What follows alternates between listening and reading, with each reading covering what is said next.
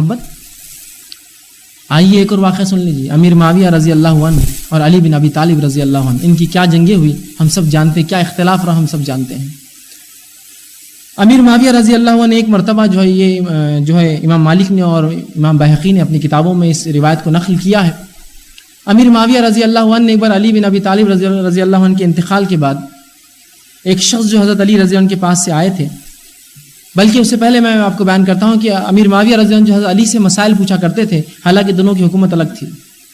وہ خطوط لکھا کرتے تھے کہ علی فلاں مسئلہ میرے ساتھ آ رہا ہے، اس کا جواب دو. علی بن ابی طالب رضی اللہ عنہ ان کو جوابات لکھا کرتے تھے. یہ نہیں کہا کہ تم تو میری خلافت کو تسلیم نہیں کرتے ہو، تم تو میرے خلاف جنگوں میں کھڑے ہوئے ہو، تمہارے وجہ سے فلاں فتنے اور فساد مچے، میں تمہیں کیوں جواب دوں. وہ خطوط لکھا کرتے تھے اور علی بن ابی طالب رضی اللہ عنہ ان خطوط کے جوابات دیا کرتے تھے مسائل جو درپیش آتے تھے. اسی طرح امیر معاویہ رضی اللہ عنہ نے ایک مرتبہ زرار بن حمزہ کنانی رحمۃ اللہ علیہ ان سے ایک بار علی رضی اللہ عنہ کے تعلق سے پوچھا. یہ علی رضی اللہ عنہ کے کافی نزدیک رہ چکے تھے. یہ وہ وقت کا واقعہ ہے جب علی بن ابی طالب رضی اللہ عنہ انتقال کر چکے تھے اور آپ نے زرار سے پوچھا، اے زرار مجھے علی کے تعلق سے کچھ بتاؤ.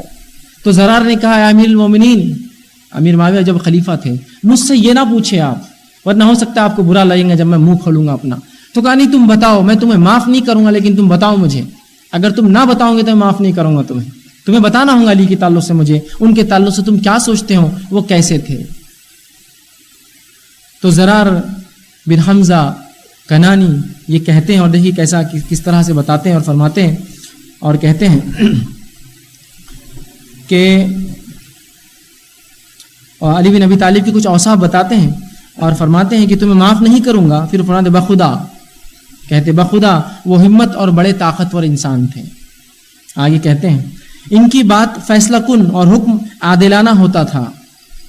ان کے پہلوؤں سے علم کے چشمے ابلتے تھے اور حکمت ان کے ارد گرد رواں دواں تھی. وہ دنیا میں اس کی شادیابی سے وحشت کرتے تھے، دنیا سے نفرت کرتے تھے اور رات کی تاریکیوں کو اپنے لیے پسند فرماتے تھے. اللہ وہ بڑے اشکبار اور دراز فکر تھے، اپنے ہتھیلیاں الٹتے پلٹتے اور اپنی نفس کو مخاطب کرتے تھے. انہیں معمولی لباس پسند تھا، موٹا کھانا کھانا پسند کرتے تھے، مطلب بالکل سادہ کھانا پسند کرتے تھے.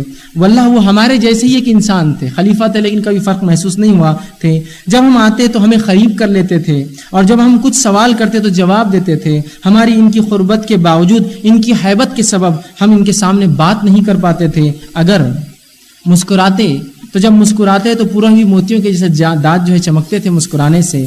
دینداروں کی عزت کرتے، غریبوں سے محبت کرتے، طاقتور ان سے اپنے باطل کی امید نہیں لگاتا تھا، کمزور ان کے عدل سے نا امید کبھی نہیں ہوتا تھا. اور فرماتے ہیں میں اللہ تعالیٰ کو گواہ بنا کر کہتا ہوں کہ ایک مرتبہ میں نے انہیں دیکھا جب رات نے اپنے پردے ڈال دیے تھے اور ستارے چمک رہے تھے، مصلے پر داڑھی پکڑے ہوئے جھوم رہے تھے اور سانپ کے کاٹے ہوئے کی طرح بل کھا رہے تھے اور غمزدہ کے مانند رو رہے تھے. گویا ان کی آواز میرے کانوں میں اب تک گونج رہی ہے اور کہہ رہے تھے اے میرے رب، اے میرے رب، اور دنیا کو مخاطب کہہ رہے تھے تو نے مجھے چھیڑا ہے، تو نے میری طرف جھکا ہے، تو میری طرف متوجہ، افسوس در افسوس تو میرے کے سوا کسی اور کو اپنے فریب میں ڈالا ہے. دنیا میں تیرے فریب پہ نہیں آؤں گا. میں نے تجھے 3 طلاق دے دی ہے. تیری عمر کوتا ہے، تیری عمر کم ہے، تیری مجلس حقیر ہے، تیری مجلس سے کوئی بہت وہ نہیں ہے، تیرا خیال معمولی ہے، اور تو شے کی کمی ہے، تو چیزوں کی کمی ہے. وہ فرماتے توشے کی کمی ہے، سفر کی درازی ہے اور راہ وحشت ہے. مطلب میں دنیا سے اچاٹ ہوں، میں آخرت کی تیاری کرتا ہوں، سامان اعمال بڑے کم ہیں اور سفر بڑا میرا لمبا ہے. یہ کہنے لگے. یہ سن کر حضرت معاویہ رضی اللہ عنہ کے تعلق سے آتا ہے کہ آپ رونے لگے، داڑھی آپ کی آنسوں سے بھیگ گئی، آستینوں سے دونوں آنکھوں کو پوچھتے جاتے اور کہتے کہ تو نے جو کہا، اور مجلس کے تمام لوگ بھی رونے لگے. اس کے بعد کہا کہ تو نے جو بھی کہا حقیقتاً ابو الحسن علی بن ابی طالب ایسے ہی تھے.